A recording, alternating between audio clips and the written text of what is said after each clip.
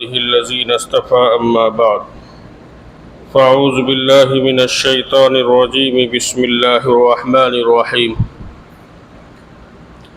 محمد رسول الله والذين معه أشداء على الكفار رحماء بينهم تراهم ركعا سجدا يبتغون فضلا من الله ورضوانا سيماهم في وجوههم من أثر السجود ذلك مثلهم في التوراة ومثلهم في الإنجيل إلى آخر الآية صدق الله العظيم۔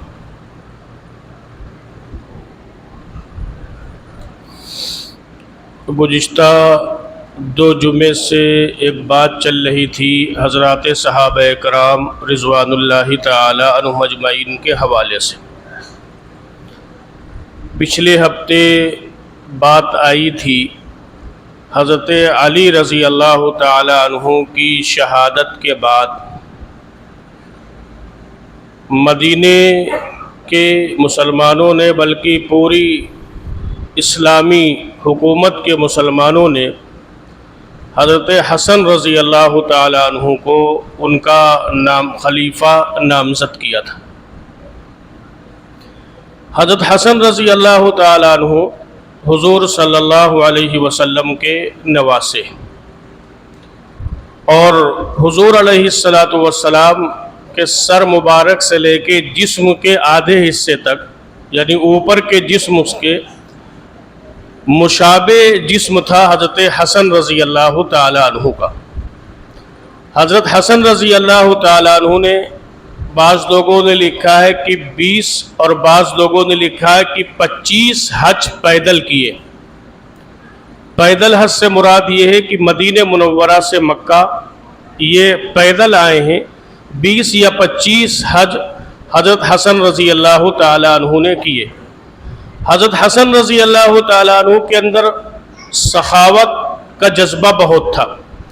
چنانچہ آتا ہے کہ ایک مرتبہ آپ ایک جگہ تشریف لے گئے تو آپ نے دیکھا کہ ایک باغ کا غلام، جس کا ہم ترجمہ کریں اپنی زبان میں کہ ایک باغ کا مزدور جو باغ میں مزدوری کیا کرتا تھا، اس کے پاس ایک روٹی اور وہ بیٹھا کھا رہا ہے اور سامنے کتا بیٹھا ہوا، تو ایک نوالا خود کھاتا ہے اور ایک نوالا کتے کو کھلاتا ہے۔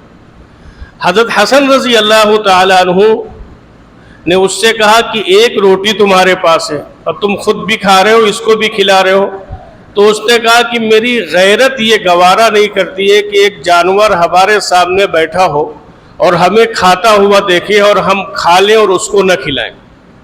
حضرت حسن رضی اللہ تعالی عنہ سمجھ گئے کہ یہ واقعی سخی، کسی کے پاس صرف ایک روٹی ہو اور کچھ نہ ہو، اس کا کل سرمایہ کل پونجی ایک روٹی ہو اور وہ آدھی کسی کو دے دے، تو اس سے زیادہ کوئی سخی نہیں ہو سکتا۔ حضرت حسن رضی اللہ تعالیٰ عنہ نے سوچا کہ یہی لوگ ہیں جن پر مال کو خرچ کرنا چاہیے۔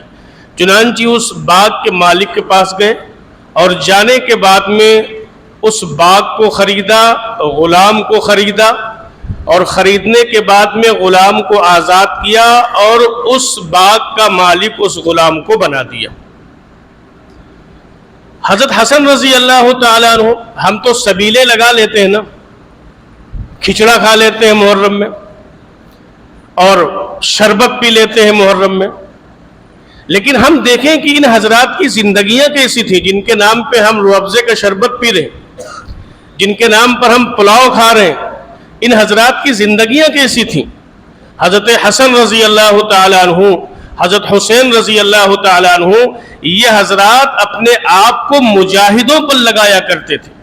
یوں آتا ہے کہ یہ دونوں بھائی حضرت حسن حضرت حسین رضی اللہ تعالیٰ عنہما رات میں اکثر حصہ عبادت میں گزارتے تھے اور دن میں روزہ رکھا کرتے تھے، اکثر روزے رکھا کرتے تھے اور حضور علیہ السلام کی اتباع میں زندگی گزارا کرتے تھے۔ اور ہم دیکھیں عام طور پر وہ لوگ جن کا رشتہ شریعت سے بہت مضبوط نہیں، جو حضور علیہ السلام کی کامل اتباع میں زندگی نہیں گزارتے، وہی تمام خرافات میں لگے ہوئے۔ ورنہ اصل کیا ہے؟ اصل یہ ہے کہ ان کی زندگیوں کو پڑھیں اور ان کی زندگیوں کو پڑھنے کے بعد میں سمجھیں اور اس کے بعد میں اپنے آپ کو بھی انہی کے مطابق چلانے کی کوشش کریں۔ آپ دیکھیں ایک مضمون جسے حضور علیہ السلام نے فرمایا کہ جو ہمارے گھرانے کے لوگ ہیں، اہل بیت ہیں، سید ہیں، ان کو زکوٰۃ نہیں دی جائے گی، ان کو صدقہ نہیں دیا جائے گا۔ اس میں کیا حکمت پوشیدہ ہے؟ اگر حضور علیہ السلام کے اس فرمان کو غور کیا جائے تو حضور علیہ السلام کے اس فرمان کے پیچھے جو منشا ہے وہ منشا یہ ہے کہ آپ یہ نہیں چاہتے تھے کہ دنیا کی فتوحات ہمارے خاندان کو ملے یا اہل بیت کو ملے، آپ یہ چاہتے تھے کہ جب قربانی دینے کا مسئلہ آئے تو ہمارے خاندان کے لوگ قربانی دینے میں آگے ہو، دین کے لیے، اعلاء کلمت اللہ کے لیے قربانی دینے میں تو آگے ہو، لیکن جب دنیا کا کچھ حصہ ملنا چاہے تو وہ پیچھے ہو۔ یہ حضور علیہ السلام نے ترتیب بنائی تھی، اسی لیے آپ علیہ السلام نے فرمایا تھا کہ ہمارے گھر کے جو لوگ ہیں ان کو زکوٰۃ اور صدقہ نہیں دیا جائے گا۔ اب زکوٰۃ اور صدقات میں کون لوگ شامل ہو گئے جن کو نہیں دیا جائے گا؟ ایک تو اہل بیت میں سے یہ حضرت فاطمہ رضی اللہ تعالی عنہا کی اولاد، پھر حضرت حسن رضی اللہ تعالی عنہ کی جو اولاد ہے وہ، پھر حضرت علی رضی اللہ تعالی عنہ کی جو اولاد ہے وہ، پھر آل عباس جو ہے وہ، اور پھر آل جعفر جو ہے وہ، یہ سارے لوگ سید میں آتے ہیں۔ اب ان کو زکوٰۃ نہیں دی جائے گی۔ مجھے اس موضوع پر بات نہیں کرنی، لیکن یہ تھوڑا سا میں نے بتلایا کہ حضور ان حضرات کو قربانیوں میں تو آگے کرتے تھے اور فتوحات کے لینے میں ان کو پیچھے کرتے تھے، اور ہمارا مزاج یہ بن گیا کہ ہم قربانیوں میں پیچھے ہوتے چلے جا رہے ہیں اور ان کے نام پر کھانے میں آگے ہوتے چلے جا رہے ہیں۔ تو اس لیے طے کریں کہ انشاءاللہ قربانیوں میں آگے بڑھیں گے۔ تو حضرت حسن رضی اللہ تعالیٰ عنہ، جب حضرت حسن رضی اللہ تعالیٰ عنہ کی پیدائش ہوئی تو آپ علیہ السلام حضرت فاطمہ کے گھر تشریف لے گئے، آپ نے تحریک کی اور پھر ان کا نام رکھا، حضرت حسن رضی اللہ تعالیٰ عنہ کا نام رکھا۔ وہ ایک پوری تفصیل ہے، مجھے مختصر اس پہ گفتگو کرنی۔ اور اس کے بعد میں پھر آپ نے ان کے بال کٹوائے، اور بال کٹوانے کے بعد میں چاندی صدقہ کرائی، اور آپ نے 2 بکرے ذبح کیے عقیقے پر۔ اور حضور علیہ السلام جب ان کے گھر تشریف لے گئے پیدائش کے بعد تو اذان اور اقامت حضور علیہ السلام نے کہی، داہنے کان میں اذان، بائیں کان میں اقامت، حضرت حسن رضی اللہ تعالیٰ عنہ۔ اور سب سے بڑی فضیلت کیا ہے کہ صحابی رسول ہے، اور حضور علیہ السلام نے فرمایا کہ یہ جنتی جوانوں کے سردار۔ ایک بات حضور نے اور فرمائی تھی، حضور علیہ السلام نے فرمایا تھا کہ حضرت حسن یعنی ہمارا یہ بیٹا، تقریباً یہی جملے آتے ہیں کہ ہمارا یہ بیٹا مسلمانوں کے 2 گروہ میں صلح کرائے گا۔ اس لفظ کو یاد رکھیے گا، کیا فرمایا تھا؟ ہمارا یہ بیٹا مسلمانوں کے 2 گروہ میں صلح کرائے گا۔ کچھ حالات بنے قاتلان عثمان کو لے کر، جس کی وجہ سے حضرت معاویہ ایک طرف تھے رضی اللہ تعالیٰ عنہ، اور حضرت علی رضی اللہ تعالیٰ عنہ ایک طرف تھے۔ حضرت معاویہ رضی اللہ تعالیٰ عنہ کے ساتھ بڑے اجل صحابہ تھے، خاص طور پر حضرت عائشہ صدیقہ رضی اللہ تعالیٰ عنہ ساتھ تھی، اور حضرت علی رضی اللہ تعالیٰ عنہ کے ساتھ بھی لوگ تھے۔ تو وہ ایک ان سے گویا یوں کہا جائے اجتہادی چوک ہوئی، اجتہادی غلطی ہوئی، لیکن اس کے بعد میں حضرت علی رضی اللہ تعالیٰ عنہ کے خلیفہ بننے کے بعد میں اور حضرت علی کی شہادت کے بعد میں حضرت حسن خلیفہ بنے، تو وہ سلسلہ جو آپسی اختلاف کا تھا حضرت معاویہ رضی اللہ تعالیٰ عنہ اور حضرت علی رضی اللہ تعالیٰ عنہ میں، تو 6 مہینے کی خلافت کے بعد میں حضرت حسن رضی اللہ تعالیٰ عنہ نے حضرت معاویہ رضی اللہ تعالیٰ عنہ سے صلح کر لی۔ حضور نے کیا فرمایا تھا؟ میرا یہ بیٹا 2 مسلمانوں میں صلح کرائے گا۔ اب جو منہ بھر بھر کر حضرت معاویہ رضی اللہ تعالیٰ عنہ کو گالی بکتے ہیں، وہ حضور کے اس فرمان پر غور کریں کہ حضور علیہ السلام نے فرمایا کہ میرا یہ بیٹا 2 مسلمانوں میں صلح کرائے گا۔ دوسری بات یہ ہے کہ حضور علیہ السلام حضرت معاویہ رضی اللہ تعالیٰ عنہ کو دعائیں دی ہیں۔ حضرت معاویہ کا موضوع انشاءاللہ الگ سے کسی اور جمعے کو بیان کیا جائے صرف حدیث کی روشنی میں کہ حضرت معاویہ رضی اللہ تعالیٰ عنہ کے فضائل حضور نے کیا بتلائے. میں صرف ایک حدیث کوٹ کروں آپ کے سامنے. طبرانی کی ایک روایت ہے، طبرانی کی ایک روایت ہے، حضرت امیر معاویہ رضی اللہ تعالیٰ عنہ حضور علیہ السلام کے پاس تشریف فرما تھے اور آپ کے کان میں قلم لگا ہوا تھا. حضرت معاویہ کے کان میں قلم لگا ہوا تھا اور حضرت معاویہ کاتبان وحی میں سے ہیں، جو چند افراد تھے جن کو حضور نے متعین فرمایا تھا. جو قرآن نازل ہوتا تھا تو وہ لکھتے تھے، تو ان میں ایک حضرت معاویہ رضی اللہ تعالیٰ عنہ ہے. تو کان میں قلم لگا ہوا تھا، تو حضور نے فرمایا کہ معاویہ تمہارے کان میں قلم لگا ہوا ہے. تو انہوں نے فرمایا کہ اس وجہ سے میں قلم رکھتا ہوں اپنے پاس کہ کوئی بات آپ کہیں تو اس کو میں فوراً نوٹ کر لوں، اس کو لکھ لوں. پھر جانتے ہیں حضور علیہ السلام نے حضرت معاویہ رضی اللہ تعالیٰ عنہ کے بارے میں کیا فرمایا؟ فرمایا کہ میں نے معاویہ کو کاتبان وحی میں جو شامل کیا ہے قرآن لکھنے میں نے ان کو اللہ کے حکم سے شامل کیا ہے. یہ حضور نے فرمایا. اور پھر حضور نے آگے اسی روایت میں فرمایا کہ میں کوئی چھوٹا یا بڑا کام اللہ کے حکم کے بغیر نہیں کرتا ہوں. اور قرآن کہہ رہا ان ہوا الا وحی یوحا. اگر آپ اس سورت کو پڑھیں جو شب معراج کی آیتیں ہیں کہ پیغمبر اپنی طرف سے کوئی بات نہیں کہتے ہیں بلکہ پیغمبر وہی بات کہتے ہیں جو اللہ کا حکم ہوتا ہے. تو حضور علیہ السلام فرما رہے ہیں کہ اللہ نے مجھ سے کہا تھا کہ ان کو بھی کاتبین وحی میں شامل کرو، حضرت معاویہ رضی اللہ تعالیٰ عنہ کو. اور پھر وہاں پر اس بات کو بھی ذہن میں رکھیں کہ دو مسلمانوں میں صلح کرائیں گے. حضرت معاویہ رضی اللہ تعالیٰ عنہ کے ہاتھ پر صلح کی تھی حضرت حسن رضی اللہ تعالیٰ عنہ نے. حضرت حسن رضی اللہ تعالیٰ عنہ نے جتنے شرائط لکھے تھے ان تمام شرائط کو سیدنا امیر معاویہ رضی اللہ تعالیٰ عنہ نے مانا تھا اور ان تمام شرائط کو قبول کیا تھا. اب حضرت معاویہ رضی اللہ تعالیٰ عنہ خلیفہ بن گئے، کیونکہ یہ 2 جمعے سے یہ چیپٹر چل رہا تھا. حضرت علی رضی اللہ تعالیٰ عنہ کا جو دور خلافت ہے، تو اس دور خلافت میں آپس میں بڑا انتشار ہوا اور آپس میں بہت خون بہا. آپس کے حالات بڑے نازک تھے اور پھر فتنے بھی سر ابھارنے لگے. جو میں نے پچھلے ہفتے کہا تھا کہ سبائی بھی آ گئے اور کوفہ میں سارے سبائی اکٹھا ہو گئے اور جو وجہ بنے حضرت علی رضی اللہ تعالیٰ عنہ کی شہادت کے وہی سبائی. اب جب حضرت معاویہ رضی اللہ تعالیٰ عنہ کے ہاتھ میں اقتدار آیا، اب اس کے بعد میں پھر سارے فتنے دب گئے. چونکہ جو تدبر، جو بردباری، جو صلاحیت اور حکومت کے نظام کو چلانے کی جو اہلیت اللہ تبارک و تعالی نے آپ کو عطا فرمائی تھی، وہ اللہ نے خاص ملکہ آپ کو عطا فرمایا تھا اور حضور کے صدقے میں تھا. میں ایک بات اور سب کر دوں پھر آگے بڑھوں. قرآن میں کہا وَلَكِنَّ اللَّهَ حَبَّبَ إِلَيْكُمُ الْإِيمَانَ وَزَيَّنَهُ فِي قُلُوبِكُمْ.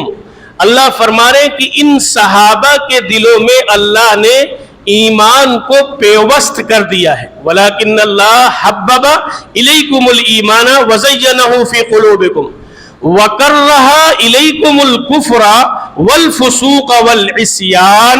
اور یہ کفر کو، فسق کو اور گناہ کو غلط سمجھتے ہیں، خراب سمجھتے ہیں. اولئک هم الراشدون. اور اللہ فرما رہے کہ تمام صحابہ راشد ہیں. یہ اللہ نے اعلان کیا ہے، یہ کسی مولوی کا فتویٰ نہیں ہے. اللہ نے فرمایا اولئک هم الراشدون. تو کیا حضرت معاویہ صحابی نہیں؟ جب حضرت معاویہ رضی اللہ تعالیٰ عنہ صحابی ہیں تو کیا وہ راشد سے الگ ہٹ جائیں گے؟ اللہ فرما رہا ہے اولئک هم الراشدون. یہ تمام کے تمام صحابہ راشد ہیں، تو حضرت معاویہ رضی اللہ تعالیٰ عنہ بھی راشدین میں سے. اب حضرت معاویہ رضی اللہ تعالیٰ عنہ کا جو دور، خلافت کا دور جو آیا، تو اب جو فتنے حضرت علی رضی اللہ تعالیٰ عنہ کے دور میں جو سبائی جنہوں نے سر اٹھایا تھا، انہوں نے اپنے سر کو جھکا لیا. گویا فتنے دب گئے. کسی کی ہمت نہیں تھی جو سر اٹھا سکے، اسلام کے خلاف کوئی بات کر سکے. 10 سال آپ کا جو گزرا حضرت امیر معاویہ رضی اللہ تعالی عنہ کا، 10 سال جو خلافت کا گزرا، بہت پرسکون ماحول اور اسلام کی فتوحات ہو رہی، اسلام بہت تیزی کے ساتھ آگے بڑھ رہا ہے۔ ایک صحابی ہیں حضرت مغیرہ ابن شعبہ رضی اللہ تعالیٰ عنہ، جو بزرگ صحابی اور نبی صلی اللہ علیہ وسلم کے پرانے ساتھیوں میں سے، اور اصحاب شجرہ میں حضرت مغیرہ ابن شعبہ رضی اللہ تعالیٰ عنہ کا شمار ہوتا ہے۔ حضرت معاویہ پر زد مارنے کا مطلب یہ ہے کہ بہت سے صحابہ پر آپ انگلی اٹھا رہے ہیں۔ انہوں نے حضرت امیر معاویہ رضی اللہ تعالیٰ عنہ کی 10 سال اس خلافت کے بعد میں کہا کہ آپ اپنا ولی عہد، اپنا جانشین کسی کو نامزد کر دیجیے۔ حضرت مغیرہ ابن شعبہ کہہ رہے ہیں اصحاب شجرہ جو 1500 صحابہ حدیبیہ میں جنہوں نے بیعت کی تھی، ان کو اصحاب شجرہ کہا جاتا ہے۔ لقد رضی اللہ عن المؤمنین اذ یبایعونک تحت الشجرہ، ان میں حضرت مغیرہ شامل تھے، اور اللہ نے یہ اعلان کیا تھا کہ ہم ان مسلمانوں سے راضی ہیں جو آپ سے اس درخت کے نیچے بیعت کر رہے ہیں۔ حضرت مغیرہ سے گویا اللہ راضی ہے۔ حضرت مغیرہ رضی اللہ تعالیٰ عنہ رائے دے رہے کہ آپ کسی کو اپنا ولی عہد نامزد کر دیجئے، اور پھر حضرت مغیرہ ابن شعبہ نے کہا کہ آپ اپنے بیٹے کو نامزد کیجئے۔ حضرت معاویہ خاموش تھے، اس پر کوئی رائے نہیں قائم کی، لیکن انہوں نے کہا کہ اگر آپ کسی کو نامزد نہیں کریں گے تو پھر آپ کے بعد پھر وہی انتشار ہوگا جو پہلے تھا، اس لیے آپ کسی کو نامزد کر دیجئے۔ چنانچہ حضرت معاویہ رضی اللہ تعالیٰ عنہ کی بات سمجھ میں آئی اور انہوں نے اپنے بیٹے کو ولی عہد نامزد کر دیا۔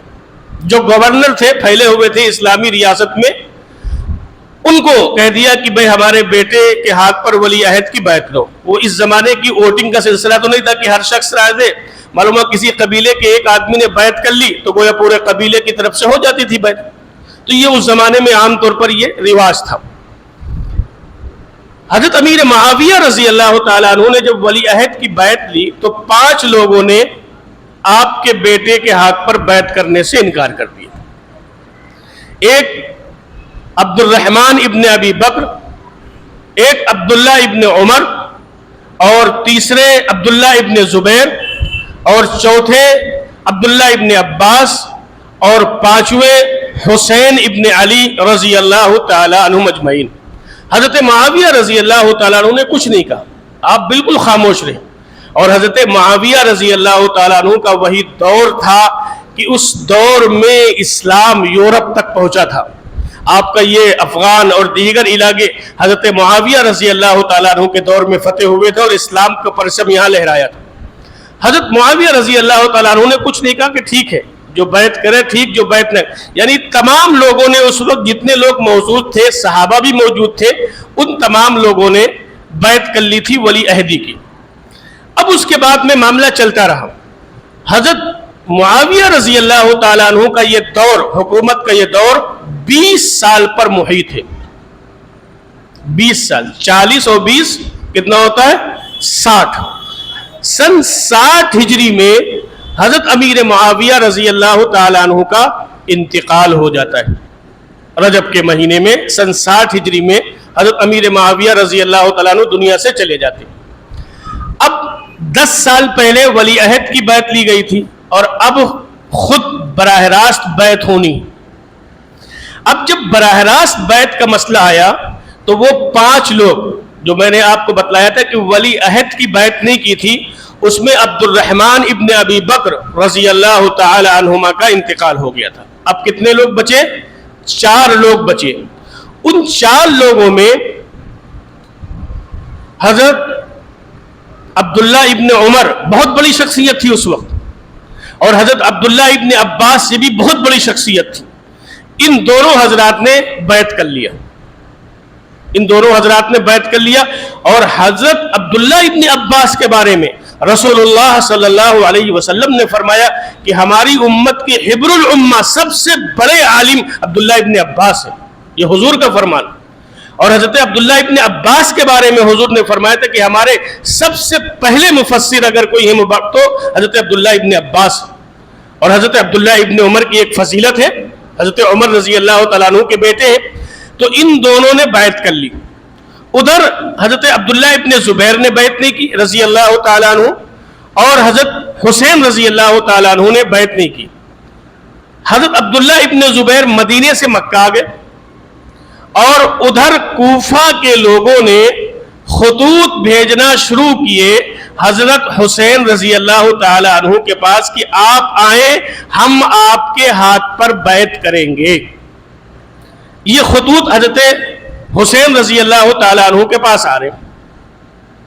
حضرت حسین رضی اللہ تعالی عنہ نے حضرت مسلم بن عقیل رضی اللہ تعالی عنہ کو بھیج دیا.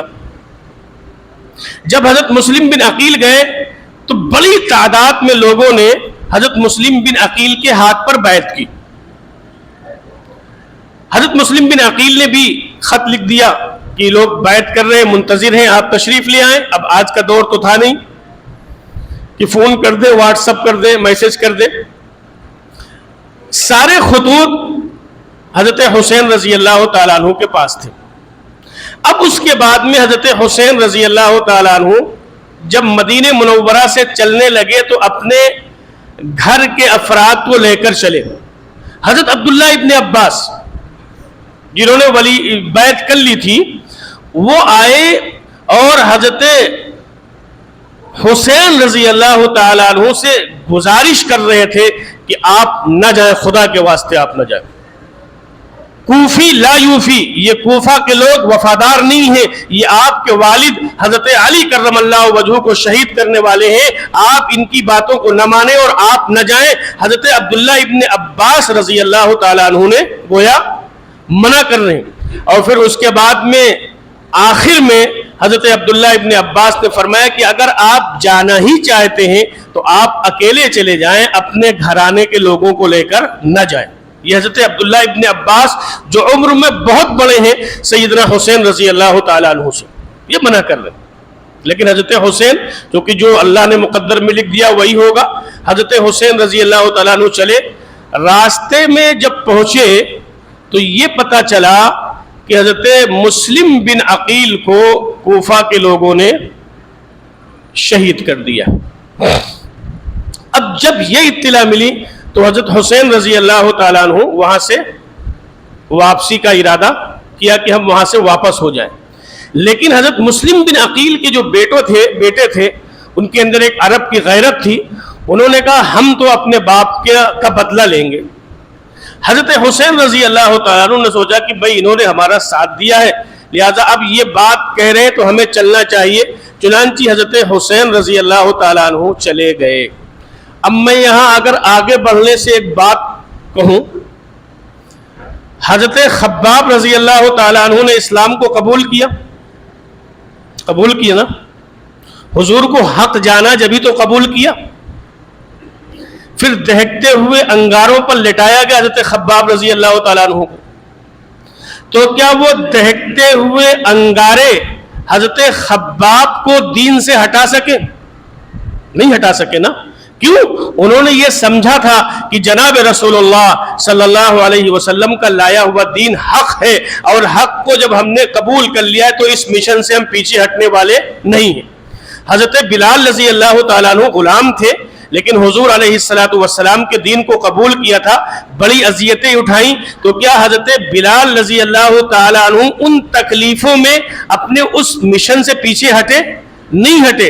اب آپ غور کریں، میرے اس جملے پر غور کریے گا کہ حضرت حسن رضی اللہ تعالیٰ عنہ اگر اس لیے جا رہے تھے کوفہ، اس لیے جا رہے تھے کہ کفر اور اسلام کی جنگ تھی، اور اس لیے جا رہے تھے کہ اسلام نعوذ باللہ خطرے میں تھا، تو اگر حضرت حسن رضی اللہ تعالیٰ عنہ کے دل میں یہ خیال آیا کہ ہم واپس چلے جائیں جب مسلم بن عقیل کو شہید کر دیا، تو کیا یہ خاندان نبوت پر الزام نہیں ہے؟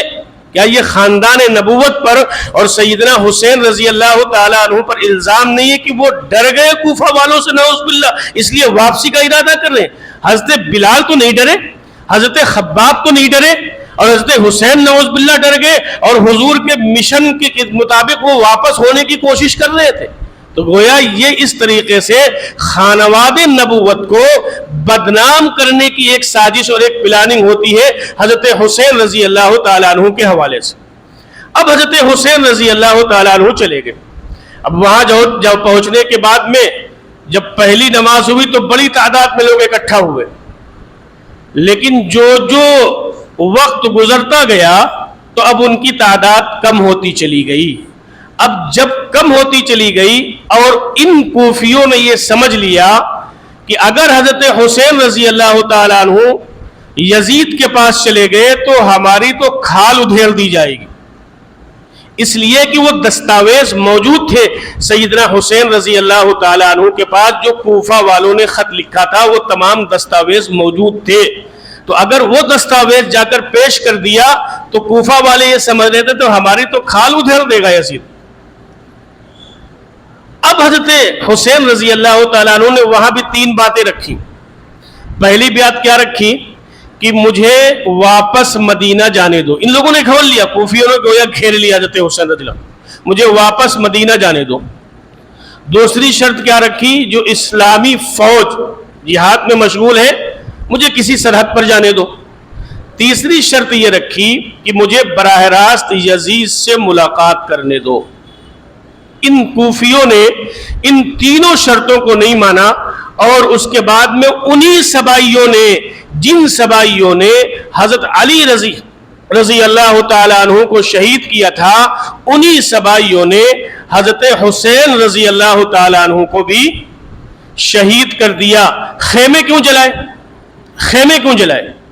بس شہید ہو گئے، خاندان نبوت کے لوگ میدان کربلا کے اندر ہیں، شہید ہو رہے ہیں، خیمے کیوں جلائے؟ خیمے اس لیے جلائے کہ جو دستاویز موجود تھے، جن دستاویز میں بلایا تھا ان لوگوں نے حضرت حسین رضی اللہ تعالیٰ عنہ کو، تو کہیں ایسا نہ ہو کہ یہ دستاویز یزید کے پاس چلے جائیں تو ہم کو سزائے ملے، اس پروف کو مٹانے کے لیے ان لوگوں نے خیموں کو جلا دیا تاکہ ثبوت باقی نہ رہے۔ ہم اس میں کسی کی صفائی نہیں پیش کر رہے کہ ہم کسی کی صفائی پیش کر رہے ہو، ہم کسی کی صفائی نہیں پیش کر رہے، اور یقیناً جو شخص اہل بیت کا قاتل ہوگا، جو شخص بھی اہل بیت کا قاتل ہوگا، حضرت حسین رضی اللہ تعالیٰ عنہ کے خانوادے کا قاتل ہوگا، اس پر اللہ کی لعنت، اس پر تمام انسانوں کی لعنت، اس پر تمام فرشتوں کی لعنت، لیکن جو حضرت حسین رضی اللہ تعالیٰ کا قاتل ہوگا اس پر اللہ کی لعنت۔ ہمارا ایمان ہے اہل بیت سے محبت، اہل بیت سے محبت کے بغیر ہم اپنے ایمان کو مکمل نہیں کر سکتے ہیں، لیکن اہل بیت کا آڑ لے کر کسی صحابی رسول پر بھونکا جائے اور کسی صحابی رسول پر انگلی اٹھائی جائے جن کے بارے میں اللہ نے فرمایا اولئک هم الراشدون، تب تو اس پر گفتگو ہوگی۔ یہ ہمارے ایمان کا حصہ ہے۔ صحابہ کو ہم نے تاریخ سے نہیں سمجھا ہے، صحابہ کو ہم نے قرآن سے سمجھا ہے، صحابہ کو ہم نے حدیث سے سمجھا ہے۔ صحابہ تاریخ کا موضوع نہیں ہے، صحابہ قرآن کا موضوع ہے، صحابہ پیغمبر صلی اللہ علیہ وسلم کی احادیث کا موضوع ہے، صحابہ نبی کی تربیت یافتہ ہیں۔ ہم نے حضرات صحابہ کے بارے میں نبی صلی اللہ علیہ وسلم کی زبان مبارک سے سمجھا ہے۔ اس لیے یہ واقعہ جو 3 جمعے سے چل رہا تھا، مجھے اس پس منظر پر آنا تھا کہ یہ پورے حالات بنے، اور ان حالات میں نواسے رسول، جنتی جوانوں کے سردار حضرت حسین رضی اللہ تعالیٰ عنہ میدان کربلا کے اندر دردناک طریقے سے شہید ہوئے۔ لیکن میں ایک بات اور کہوں گا، اگر آپ کسی کو شہادت کی مظلومیت دے رہے ہیں اور کوئی شخص مظلوم شہید ہوا ہے تو وہ سیدنا عثمان غنی رضی اللہ تعالیٰ عنہ، جن کی مظلومانہ شہادت ہے، اور حضرت حسین رضی اللہ تعالیٰ عنہ نے اگر شہادت کو سیکھا ہے تو سیدنا عثمان غنی رضی اللہ تعالیٰ عنہ سے شہادت سے سیکھا ہے۔ تو ہم اپنا موقف بالکل کلیئر کرتے ہیں کہ اہل بیت سے اگر بالو کے ذرے کے برابر بھی گستاخی کی جائے گی تو ایمان خطرے میں پڑ جائے گا۔ اہل بیت سے یقیناً محبت ہے، اہل بیت سے یقیناً تعلق ہے، لیکن واقعہ کربلا کے پس منظر کو آپ سمجھیں کہ واقعہ کربلا کس پس منظر میں ہوا، اور پھر اس کے بعد میں کسی صحابی پر تبرہ بکا جائے اور کسی صحابی پر کھلم کھلا کوئی آ جائے موبائل پہ اور ویڈیو بنانے لگے، اور اس کے بعد میں ویڈیو بنانے کے بعد میں ان کی شان میں زبردست گستاخی کرے، تو ہم تو یہ کہتے ہیں ہم کسی بھی صحابی کے بارے میں اگر وہ صحابی رسول ہے اور اس کی صحابیت ثابت ہے تو حضور علیہ السلام نے فرمایا کہ پھر وہاں پر سکوت اختیار کرو. اور حضور کا ایک فرمان اور ہے، حضور علیہ السلام نے فرمایا کسی کی کوئی گفتگو اگر کسی صحابی سے بدظن کر رہی ہے، کسی کی کوئی گفتگو کسی صحابی سے دور کر رہی ہے تو پھر اس سے ہمیں دور رہنا چاہیے. حضور علیہ السلام نے حضرات صحابہ اکرام رضوان اللہ تعالی عنہم اجمعین کے مسئلے میں ہمیں خاموش رہنے کی اجازت دی ہے، لب کشائی کی اجازت نہیں دی ہے، اس لیے کہ اللہ نے ان کی گارنٹی دی ہے کہ یہ صحابہ اکرام جنتی ہیں اور جنت میں جائیں گے. تو یہ مضمون جو 3 جمعے سے چل رہا تھا شہداء اسلام کے حوالے سے اور شہداء کے حوالے سے، یہ ایک پس منظر تھا کربلا کا، اور یہ ایک واقعہ ہوا جس کی وجہ سے سیدنا حسین رضی اللہ تعالیٰ عنہ شہید ہوئے. میں اخیر میں جیسے شروع میں کہا تھا کہ دیکھو شہادت نوحہ اور ماتم کی چیز نہیں ہے، شہادت غم کی چیز نہیں ہے. اگر آپ کو نوحہ اور ماتم کرنا ہے تو اپنے باپ اور دادا کی میت پر نوحہ اور ماتم کرو، خاندان نبوت کو بخش دو، خاندان نبوت کو بخش دو. یہ بدنام کرنا ہوتا ہے. کیا کہتے ہیں تشیع مورخ کہ وہ حضرت حسین رضی اللہ تعالیٰ عنہ کے خاندان کے لوگ روپٹا کہیں ہیں اور پھٹے ہوئے آنچل کے ساتھ چلے آئے. ہم یہ کہتے ہیں کہ اہل تشیع کے جو عیاش لوگ تھے انہوں نے یہ لکھا ہے میرے دوست، عیاش قسم کے عیاش ذہنیت کے لوگ، انہوں نے کہ آپ خانواد نبوت کے ساتھ یہ تصور کر سکتے ہیں؟ حضور کے خاندان، حضور کے گھرانے کے بارے میں آپ ایسا تصور کر سکتے ہیں کہ پھٹے ہوئے جمپل اور پھٹے ہوئے دوپٹے کے ساتھ میدان میں آ جائیں، گریبان پیٹیں گی، چیخیں اور چلائیں گی؟